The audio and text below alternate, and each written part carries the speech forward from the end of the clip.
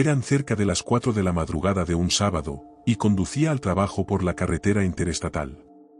Iba por el carril central a bastante velocidad porque ya llegaba un poco tarde, así que cuando vi un coche en mi espejo izquierdo que me alcanzaba rápidamente, me alarmé. Yo ya debía ir a unos 120 o 130 kilómetros por hora, así que él debía ir a unos 150 o 160 kilómetros por hora. El coche me alcanzó rápidamente. Era un Honda Accord Coupe gris. Miré dentro del coche, curioso por ver quién estaba al volante. Aunque todavía estaba oscuro, pude ver al conductor mirándome mientras me adelantaba. Luego vi a alguien en el asiento trasero también. Era una joven que parecía estar golpeando la ventana trasera. Al principio no entendí. Supuse que era una chica bromeando o algo así. Normalmente, el primer instinto de una persona no es suponer que algo siniestro está ocurriendo. Pero cuando vi al conductor aparentemente empujarla hacia abajo de la ventana y que el coche se desviara al mismo tiempo, supe que algo andaba mal. Esa mujer estaba tratando de llamar la atención de alguien y pedir ayuda. Empecé a acelerar un poco y me puse detrás de ellos para poder seguirles el ritmo. Podía ver al conductor estirarse continuamente hacia la parte trasera del coche con un movimiento de balanceo. Parecía estar golpeándola. Podía ver sus brazos agitándose en la parte trasera del coche. Estaba en completo shock. Estaba presenciando un secuestro justo delante de mí. Mientras estaba detrás de ellos, igualando su velocidad de unos 150 kilómetros por hora, saqué mi teléfono y llamé al 911. Mientras estaba al teléfono, las luces de freno del coche que tenía delante se encendieron y empezó a reducir la velocidad gradualmente hasta detenerse. Definitivamente se dio cuenta de que yo había visto lo que estaba pasando y pensó que lo estaba siguiendo. Por mucho que quisiera salvar la vida de esa mujer, no sabía si el conductor estaba armado o no, así que lo adelanté y pisé a fondo. Sin embargo, quería seguir detrás de ellos, así que tomé la siguiente salida, pero no subí completamente por la rampa. Esperé a que el coche pasara por la carretera, luego conduje por el césped y volví a la carretera y comencé a acelerar para alcanzarlo. Todo esto mientras seguía hablando con el operador del número de emergencias, diciéndole dónde estábamos, qué tipo de coche era y a qué velocidad íbamos. Iba fácilmente a 140 kilómetros por hora de nuevo para alcanzarlos. Al alcanzar el coche de nuevo a una velocidad de locura, me volvió a ver incluso antes de que me acercara demasiado. Empezó a frenar delante de mí otra vez. Intenté rodearlo, pero me cortó el paso. Tuve que parar. Salió de su coche y empezó a correr hacia el mío con algo en la mano, y en un ataque de pánico, puse la marcha atrás hasta que dejó de perseguirme. Luego volví a poner la marcha adelante antes de que pudiera volver a su coche, y pasé rápidamente por delante de él. El operador del número de emergencias me dijo que había un policía estatal no muy lejos de nuestra ubicación, y que siguiera conduciendo hasta que lo pasara. El hombre del coche que me seguía continuó siguiéndome, ambos a una velocidad de locura de más de 140 kilómetros por hora. Sentí que me quitaba un peso de encima cuando las luces azules y rojas intermitentes aparecieron en mi espejo retrovisor detrás del coche que me perseguía. Conmigo delante y el policía detrás, no tenía mucha maniobrabilidad, y rápidamente se detuvo en el césped. Yo me detuve delante de él, pero con al menos 2 coches de distancia entre nosotros, porque todavía no sabía cómo iba a terminar esto. Por suerte, el policía con su pistola desenfundada sacó al tipo del coche con las manos en alto. Para entonces, yo salí y observé todo. Ya estaba en el suelo esposado, boca abajo. Apareció otro coche de policía y otro policía entró en escena. La mujer de la parte trasera del coche fue liberada. Estaba muy golpeada, llorando y extremadamente extasiada por haber sido salvada, mientras no dejaba de agradecerme por salvarle la vida. El conductor del coche era su exnovio, que había ido a su casa, y cuando ella se negó a hablar con él, la atacó, la agarró y la tiró en la parte trasera de su coche, que tenía activados los seguros para niños. Da miedo pensar a dónde la podría haber llevado, o qué planeaba hacerle, si yo o cualquier otra persona no hubiera presenciado sus gritos de auxilio en la parte trasera del coche.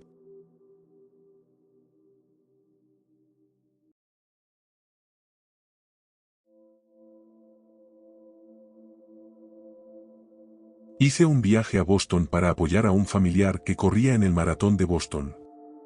Manejaba desde Chicago hasta Massachusetts y tuve que tomar la Ruta 20, posiblemente la carretera más larga de Estados Unidos. No me gusta mucho volar, así que decidí empezar a manejar alrededor de las 3 de la tarde después del trabajo. Mi GPS me decía que serían 15 horas de manejo, así que conociéndome, probablemente serían 14. Mi hora estimada de llegada era a las 6 de la mañana. Yo esperaba llegar a las 5 de la madrugada si no me detenía. Soy de los que no les gusta hacer muchas paradas en viajes largos en auto. Me gusta hacer todo el viaje de una sola vez. La mayor parte de la Ruta 20 es terreno abierto, y no hay mucho tráfico en gran parte del trayecto. Diría que 10 horas después, alrededor de la 1 de la madrugada, era prácticamente el único auto en la carretera. Tenía la música a todo volumen para mantenerme despierto. Estaba comparativamente casi terminando. No realmente, pero era optimista. Estaba empezando a sentirme un poco cansado, incluso después de las 2 tazas de café que tomé. Sin embargo, no quería detenerme por más café, así que lo aguanté. Haría que finalmente colapsar en una cama al llegar fuera aún más gratificante. En un momento era el único auto a la vista, y al siguiente, había luces en mi retrovisor. Estaba en el carril izquierdo y el otro auto estaba prácticamente pegado a mí, así que me cambié al carril derecho. Aceleró un poco, me rebasó y luego, por alguna razón, redujo la velocidad para igualar la mía justo cuando mi parachoques delantero se alineaba con su parachoques trasero. Luego, simplemente mantuvo mi velocidad durante un largo rato. Empecé a acelerar para rebasarlo. Tan pronto como me puse delante de él, se cambió a mi carril detrás de mí, tan cerca que casi parecía que iba a chocar mi auto. No tuve más remedio que acelerar aún más para quitármelo de encima. No quería ser víctima de un incidente de furia al volante, especialmente no a esta hora. A medida que aceleraba, él también lo hacía. Me cambié al carril izquierdo, y él también. Ahora sabía que algo andaba mal. No podía ser un policía encubierto, era una camioneta vieja y destartalada. La camioneta empezó a encender las luces intermitentes detrás de mí. No reduje la velocidad. Honestamente, tenía miedo, porque nunca había experimentado algo así en la carretera. Seguí manejando, pisando el acelerador un poco para aumentar mi velocidad entre 8 y 16 km por hora, con la esperanza de pasar a un policía, o a cualquier otro auto, pero no podía ver otras luces traseras hasta donde alcanzaba la vista, solo el muy ocasional auto que pasaba zumbando por el otro lado de la carretera. La camioneta detrás de mí entonces cambió de carril y aceleró a fondo. Escuché el rugido agresivo del motor de su camioneta al pasarme. Se metió delante de mí y luego empezó a frenar. Intenté esquivarlo, pero siguió bloqueándome. Me vi obligado a pisar los frenos también. Empecé a tocar la bocina porque era todo lo que podía hacer. A medida que reducíamos la velocidad, el hombre que estaba delante de mí encendió las luces de emergencia y empezó a agitar el brazo por la ventana, indicándome que me detuviera al costado de la carretera. Obviamente no le hice caso. Aproveché la oportunidad para rodearlo rápidamente mientras él empezaba a detenerse en el pasto, y luego aceleré a fondo. Mi sedán podía escapar fácilmente de su camioneta, pero alcancé los 160 km por hora y él todavía no estaba muy lejos de mí. Salí de la carretera en la primera salida. Me detuve en el semáforo en rojo al final de la rampa de salida, sin esperar que él todavía estuviera detrás de mí, pero lo estaba. Las luces de la camioneta se detuvieron detrás de mí, y luego la camioneta se detuvo en el semáforo rojo a mi lado. Miré a mi izquierda hacia la camioneta, y la ventana se bajó. Adentro había 3 personas, supuse que hombres, con máscaras de vendetta. Todos me miraron, tratando de asustarme, estoy seguro. Y funcionó. Me pasé el semáforo en rojo hacia la carretera principal y finalmente había al menos otros autos alrededor. La camioneta finalmente dejó de seguirme. En cierto punto tuve miedo de que me fueran a matar. Fue más que un simple incidente de furia al volante. No conseguí el número de la placa, de hecho, ni siquiera recuerdo haber visto una placa en esa camioneta. Todo lo que sé es que era una camioneta negra de los 90. Después de eso, me estacioné en el estacionamiento de un Walmart y me quedé dormido. Me desperté alrededor de las 8 y terminé el viaje. Le conté a mi familia sobre el incidente y les advertí a todos que tuvieran cuidado al manejar tarde en la noche.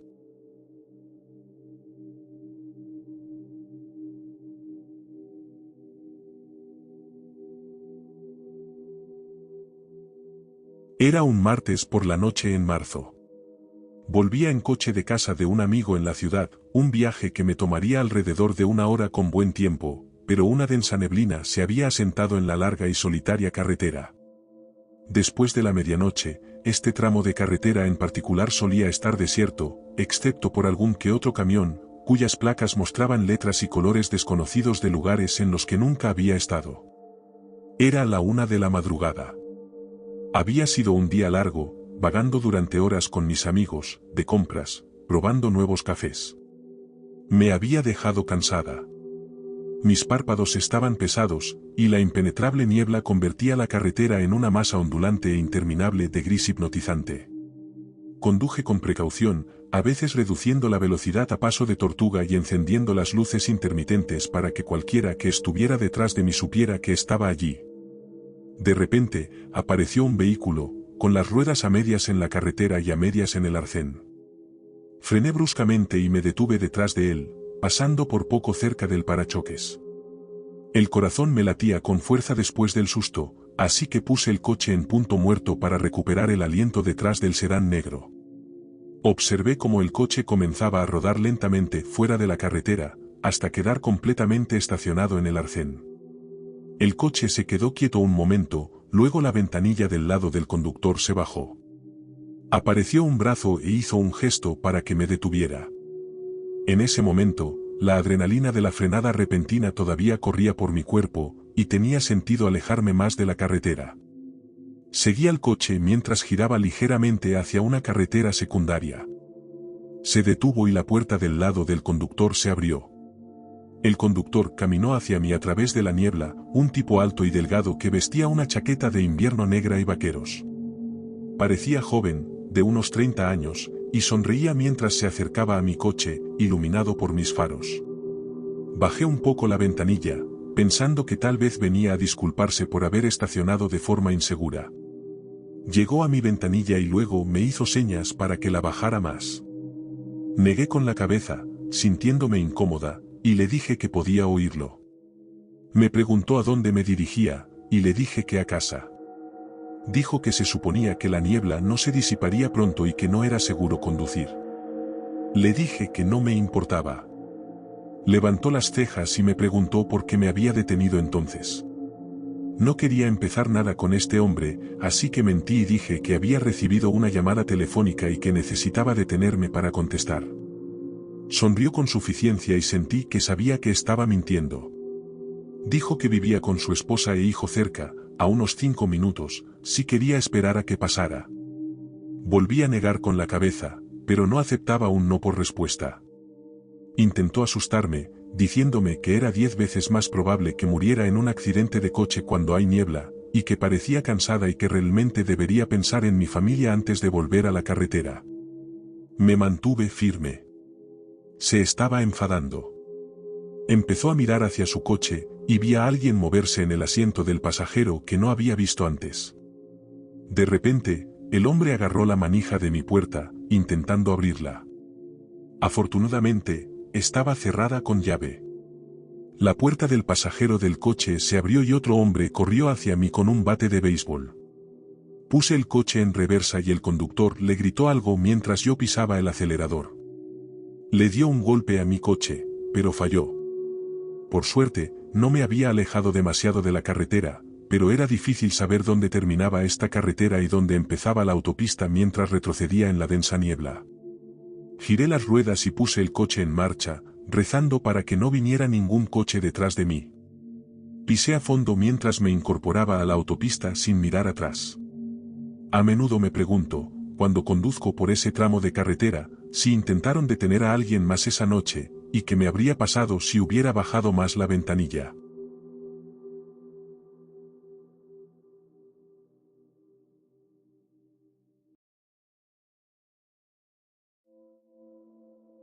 Cosas aterradoras pueden pasar en la carretera de noche. La noche es cuando los raros y los peligrosos salen, así que hay que tener mucho cuidado. Esto fue en 2020, justo cuando empezó el COVID. A menudo trabajaba turnos de noche en un hospital, mis horarios eran un desastre. Siempre tomaba la misma ruta a casa, una autopista que me llevaba 16 kilómetros al norte, hacia mi pueblo. Nunca es una autopista con mucho tráfico, ni siquiera de día, así que de noche casi siempre estoy completamente solo en la carretera, y el COVID la convirtió en un pueblo fantasma. Nunca veo a la policía estatal por la noche tampoco. Por lo general, esto me conviene, ya que llego a casa más rápido sin conductores lentos a mi alrededor. Era una noche, o mejor dicho, la madrugada, y conducía a casa. Vi una luz roja intermitente a un lado de la carretera. Iluminaba las luces traseras de un auto estacionado. Claramente alguien necesitaba ayuda, y supongo que estaba de buen humor esa noche, así que me detuve delante del auto. Al pasar, vi a un hombre agitando los brazos en el aire. Puse las luces intermitentes y salí de mi auto para acercarme. Por su tono de piel y un ligero acento, era un hombre hispano. Debido al cubrebocas que llevaba, no pude calcular su edad, pero si tuviera que adivinar, diría que tendría entre 28 y 32 años. Le pregunté cuál era el problema. Dijo que se le había agotado la batería después de estar detenido demasiado tiempo. Le pregunté si tenía cables para pasar corriente, porque yo no. Dijo que no. No sabía cómo más podía ayudarlo, aparte de ofrecerle llevarlo, pero entonces me preguntó si podía prestarle mi celular. Dijo que su teléfono también se había muerto. No estaba ansioso por darle mi teléfono a este extraño al lado de la carretera, pero lo hice. Lo desbloqueé y abrí la aplicación del teléfono. Él procedió a llamar a alguien, luego se alejó lentamente mientras empezaba a hablar por teléfono. La puerta de su auto estaba abierta, así que decidí sentarme en el asiento delantero e intentar encender el auto yo mismo. Y efectivamente, las llaves todavía estaban en el contacto. Giré la llave un clic a la derecha, para mi sorpresa, la batería se encendió. Intenté encender las luces intermitentes, funcionaron. Encendí la radio y funcionó. Así que giré la llave una vez más a la derecha para arrancar el auto, y arrancó a la primera. No tuve tiempo de pensar en cómo podría haber caído en una trampa, porque tan pronto como el auto se encendió, sentí dos brazos rodear mi garganta tratando de estrangularme. Escuché una voz gritando desde afuera, «Oye, oye», una y otra vez. Era el tipo con mi teléfono. Me liberé del agarre de la persona en el asiento trasero con bastante facilidad. Lo miré, y era un adolescente. El hombre con mi teléfono corría hacia su auto gritándome. Opté por huir y corrí de regreso a mi auto y salí de allí tan pronto como el auto estuvo en marcha, y juro por Dios que escuché un fuerte estallido desde afuera que momentos después descubrí que era un disparo. Mi parabrisas trasero tenía un agujero, junto con múltiples grietas alrededor del agujero. No pude llamar a la policía hasta que llegué a casa, ya que ese tipo todavía tenía mi teléfono. Llegué a casa, les conté a mis padres y luego llamé al 911 usando el teléfono de la casa. Le expliqué a la policía que me habían tendido una trampa, que alguien se escondía en el asiento trasero y que el hombre que disparó a mi auto todavía tenía mi teléfono, que seguía desbloqueado con toda mi información personal. La policía me recomendó que llamara a Telcel inmediatamente y les pidiera que rastrearan la última llamada realizada en la última hora, pero el servicio al cliente de Telcel no abría hasta las 7 de la mañana, así que tuve que esperar. Con la policía todavía allí, usé buscar mi iPhone en el teléfono de mi papá para bloquear mi teléfono, lo cual esperaba que fuera antes de que pudieran encontrar nuestra dirección en él. A las 7 de la mañana, llamé a Telcel para preguntar si podían rastrear la última llamada realizada, pero no había llamadas registradas desde mi llamada con mi mamá el día anterior en el trabajo. Eso significaba que el hombre nunca hizo una llamada telefónica a nadie, y descubrí noticias aún más horribles. Todo el Bitcoin que tenía en mi cuenta de Coinbase había desaparecido, miles de pesos, enviados a una dirección de billetera de Bitcoin aleatoria, completamente irrastreable. La ubicación del teléfono dejó de actualizarse una vez que el ladrón lo desechó o lo apagó. Nunca lo recuperé. Una semana después de este incidente, me desperté con la voz preocupada de mi mamá. Mi papá tocó a mi puerta y me dijo que bajara y saliera. Tenía miedo, pero lo seguí. Dijo que él y mi mamá habían oído a alguien en nuestro patio trasero, pero cuando revisamos, no vimos a nadie allí. Mi mamá quería llamar a la policía, pero mi papá dijo que esperaríamos hasta que escucháramos otro ruido, lo cual nunca sucedió. No sé si lo que oyeron era una persona, pero si lo era, realmente espero que no fuera ese hombre que tenía mi teléfono. Mi dirección estaba guardada en todas partes en ese teléfono. En cualquier caso, han pasado 2 años, así que obviamente se acabó. Aún así, nunca más me detendré para ayudar a alguien en una carretera de noche.